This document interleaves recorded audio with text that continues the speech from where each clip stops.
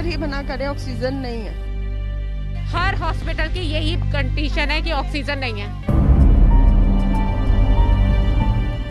15 आदमी बिना ऑक्सीजन के कारण यहाँ से मर चले गए दुनिया से छोड़कर। मतलब कि 2 घंटे तक पेशेंट जो है बिना ऑक्सीजन के तड़प रहे थे।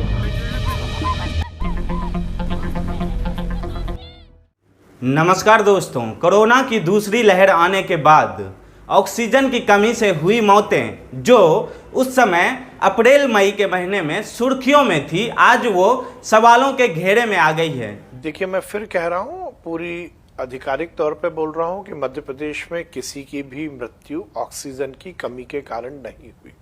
लेकिन एक सेकंड, लोगों की मौत हो रही है, हमको ऑक्सीजन दो।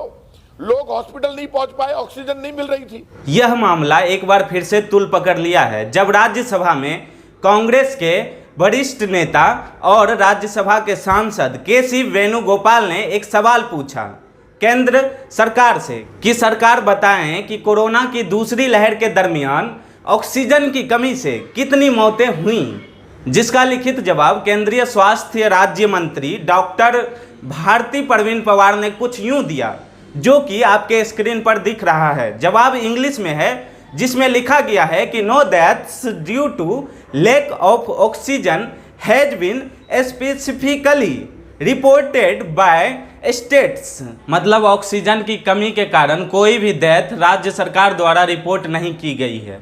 अब यहाँ अगर आप देखोगे दोस्तों तो डेथ्स लिखा हुआ है, एस लगा है, लेकिन इसमें हैज लगाया गया है। मतलब यह साफ हो जाता है कि केंद्रीय मंत्री को ग्रामर का बिल्कुल ही ज्ञान नहीं है। लेकिन केंद्रीय मंत्री जितना होना चाहिए उतना चालाक हैं, और हर चालाक आदमी मंत्री बनता है, दिल्ली जाता है। तो यहाँ पर उनकी चालाकी यह है कि वो अपना सारा ठिकरा राज्य सरकार के नाम पर ही फोड़ रही है, जबकि कोरोना वायरस एक राष्ट्रीय आपदा है और राज्य सरकार से दोगुनी जिम्मेदारियां केंद्र सरकार की होती है किसी भी राष्ट्रीय आपदा पर। लेकिन केंद्र सरकार अपनी जिम्मेदारियों से मुकर रही है। Specifically because of oxygen shortage, इस पर कोई आंकड़ा नहीं भेजा। किसी ने भी ये नहीं कहा कि उनके राज्य में ऑक्सीजन शॉर्टेज के कारण कोई मृत्यु हुई है, इसलिए इसके आंकड़े नहीं है।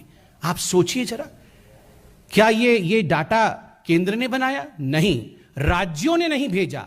तो अब यहाँ सवाल उठता है कि केंद्र सरकार ने राज्य सरकार को कोई ऐसी रिपोर्ट बनाने की बात कही थी जिसमें कि यह साफ साफ लिखा हो कि किन वजहों से कोरोना वायरस में जान गई है, या ऑक्सीजन की कमी की वजह से जान गई है, या फिर ब्लैक फंगस के कारण जान गई है।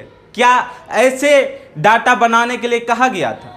क्या कोई ऐसी कमेटी गठित की गई थी, या फिर राज्य सरकार के नहीं बताने पर उन्होंने सीधे ही बोल दिया कि कोई भी मौत नहीं हुई है?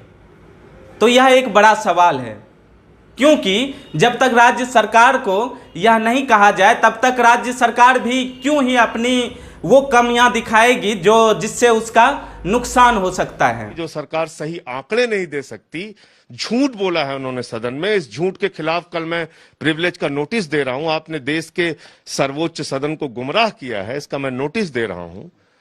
तो आप तैयारी क्या करेंगे? अगली जो तीसरी लहर आने की जो आशंका है उसमें क्या करेंगे आप? अगर केंद्र की सरकार टीम भेज दे कि दिल्ली सरकार के पास जाइए और वहां से आंकड़े लेकर आइए, अगर आप टीम भेज दें बंगाल में कि जाइए वहां से आंकड़े लेके आइए क्योंकि ये तो सही आंकड़े नहीं दे रहे हैं, तो ये लोग सब कहेंगे अच्छा ये तो लोकतंत्र की हत्या कर रहे हैं। तो यहाँ एक बात साफ हो जाती है कि चाहे सरकार कांग्रेस की हो या फिर बीजेपी की, चाहे आम आदमी पार्टी की, सभी अपने हित के बारे में सोचती है, सभी अपनी इमेज के बारे में सोचती है। आपके लिए कोई नहीं सोचती, आपकी जान की परवाह किसी को नहीं है।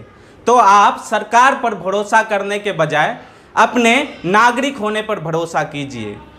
सरकार में भरोसा रखने के बजाय आप अपने संविधान में भरोसा रखिए, तभी आप सच को देख पाएंगे। नहीं तो इसी तरह से गुमराह कर दिया जाएगा जिस तरह से किया जाता आ रहा है। क्योंकि पिछली बार भी हमने देखा कि सरकार किस तरह से डेथ रेट्स छिपा रही थी। शमशान में लाशें जल रही थी लेकिन संख्या कम बताई जा रही थी, और हम लोगों ने कुछ ऐसा नहीं किया कि सरकार को लगे कि हम लोग जीवित हैं।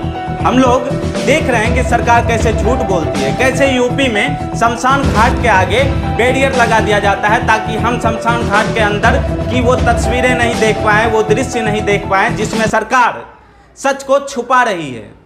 तो इस तरह से सरकार का हौसला बुलंद हो गया कि वो कुछ भी बोल सकती है। तो इसीलिए राज्यसभा में ऐसी बातें कह दी गई कि कोई भी डेथ ऑक्सीजन की कमी के कारण नहीं हुई है, जबकि सच्चाई सभी को पता है दोस्तों। आदमी बिना ऑक्सीजन के कारण यहाँ से मर चले गए दुनिया से छोड़कर। डॉक्टर ही मना करे ऑक्सीजन नहीं है। हर हॉस्पिटल की यही कंडीशन है कि ऑक्सीजन नहीं है। place where we lost 20 precious life. And the 20s are not, madam, just the statistical number. They are all human beings. They were my patients. They were my responsibility. They came on faith of Dr. Barujan at Golden Hospital. And where did I put my faith? The government of India, the Delhi government, that they will give me the oxygen. पर 15 minute ऐसा भी हुआ जब हमारे पास oxygen नहीं थी, जिनके पास जो सिलेंडर्स मिल सकते थे, बगल से मिल सकते थे, मजीदिया हॉस्पिटल से ला सकते थे, यानी कुछ भी इस दुनिया में पॉसिबल था जो कर सकते थे वो हमने किया। बट अनफॉर्चुनेटली वो 15 मिनट आधा घंटे हमारे पास ऐसा रहा जब तक हमारी आपूर्ति हुई करीब 2000 लीटर की, तब तक हमारे 12 पेशेंट की डेथ हो चुकी। तो इन सारी चीज़ों को देख लेने के बाद अब बारी है दोस्तों सच को प्रमोट करने का। अगर आपको हमारी वीडियो में सच्चाई नज़र आती है तो इसे लाइक कर दीजिए और चैनल को भी सब्सक्राइब कर लीजिएगा। Thank you so much for watching this video.